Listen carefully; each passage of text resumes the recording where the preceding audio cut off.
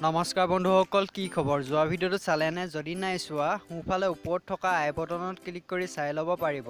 সেই ভিডিঅ'ৰ বিশেষ প্ৰশ্নত মই আপোনালোকক এটা প্ৰশ্ন সুধিছিলোঁ, যাৰ এনচাৰ নেকি আপোনালোকে কমেণ্ট বক্সত লিখিছিল। প্ৰশ্নটো আছিল, পৃথিৱীৰ ভিতৰত আটাইতকৈ বেগী বস্তুটো কি? ইয়াৰ উত্তৰ বহুতে দিছিল, তাৰে কিছু সংখ্যকে আমাৰ মনটো বুলি দিছিল। আমাৰ মনটো বহুত বেগী হয়, কিন্তু এইটোক আমি বস্তু বুলি ধৰিব নোৱাৰোঁ, কাৰণ আমাৰ মনটো আমি চকুৰে দেখা নাপাওঁ। সেইকাৰণে আমি ইয়াক বস্তু বুলি ক'ব নোৱাৰোঁ। প্ৰকৃততে ইয়াৰ উত্তৰটো হৈছে পোহৰ। হয় বন্ধুসকল, পোহৰেই হৈছে এনে এটা বস্তু যিটো নেকি পৃথিৱীৰ ভিতৰত আটাইতকৈ বেগী। আৰু এই উত্তৰটো কেৱল মাত্ৰ দুজনে দিছে, সেই দুজন হৈছে পাবজি লাইট আৰু জাহাংগীৰ আলী।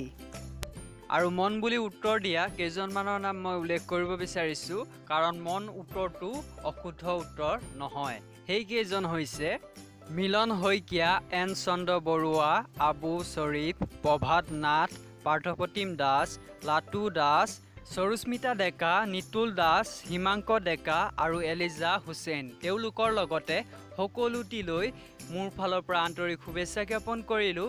আৰু আজিৰ বিশেষ প্ৰশ্নটো মই আপোনালোকক ভিডিঅ'টো শেষৰ ফালে সুধিম, গতিকে ভিডিঅ'টো প্ৰথমৰ পৰা শেষলৈকে চাই থাকিব।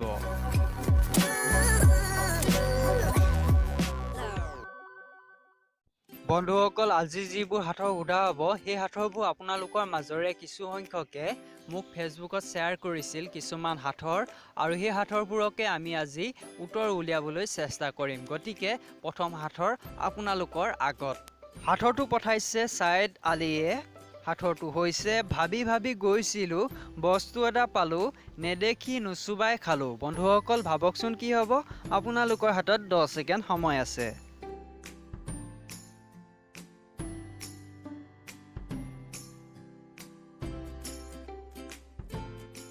বন্ধুসকল ইয়াৰ উত্তৰটো হৈছে উজুতি খোৱা। আহকচোন এইবাৰ আমি 2 নম্বৰ সাঁথৰ চাওঁ। সাঁথৰটো পঠাইছে মইনা মিলন শইকীয়াই। সাঁথৰটো হৈছে, হাৰ জেং জেং মাজত পাখি, খাব নোৱাৰি থৈছোঁ ৰাখি। কওকচোন কি হ'ব? আপোনালোকৰ হাতত 10 ছেকেণ্ড সময় আছে।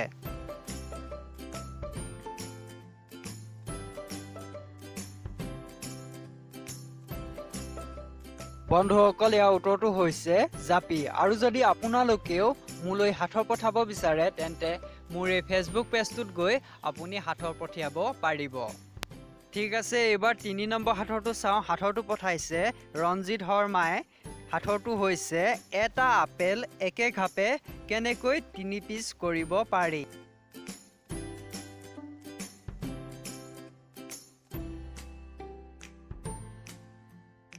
বন্ধুসকল ইয়াৰ উত্তৰটো ৰঞ্জিত শৰ্মাই কোৱা মতে, এটা গিলাচ যদি আমি এটা আপেলৰ ওপৰত হেঁচি দিওঁ, তেন্তে সেই আপেলটো 3 পিচ হৈ পৰিব।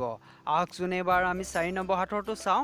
সাঁথৰটো পঠাইছে বাহাৰুল ইছলামে। সাঁথৰটো হৈছে, ওপৰৰ পৰা পৰিল লাটুম, তাক ধৰি টিকা কাটুম। বন্ধুসকল ভাবকচোন কি হ'ব? আপোনালোকৰ হাতত 10 ছেকেণ্ড সময় আছে।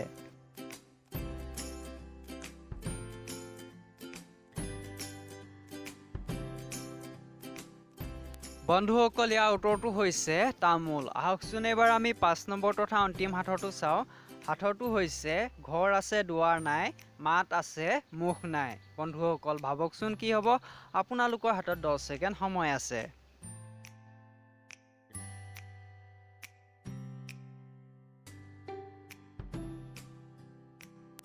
বন্ধুসকল ইয়াৰ উত্তৰটো হৈছে ৰেডিঅ'। আৰু এতিয়া সময় হ'ল আমাৰ আজি বিশেষ প্ৰশ্ন সোধাৰ।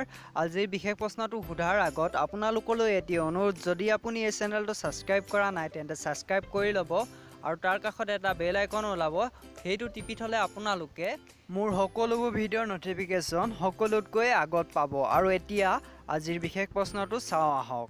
আজিৰ বিশেষ প্ৰশ্নটোত মই আপোনালোকক এটা সাঁথৰ সুধিছোঁ। সাঁথৰটো হৈছে, তলফালৰ পৰা সুমিয়াই ৰাতি ৰাতি বুকুত টিপে কি? বন্ধুসকল আপোনালোকে ইয়াৰ উত্তৰটো কমেণ্ট কৰিব।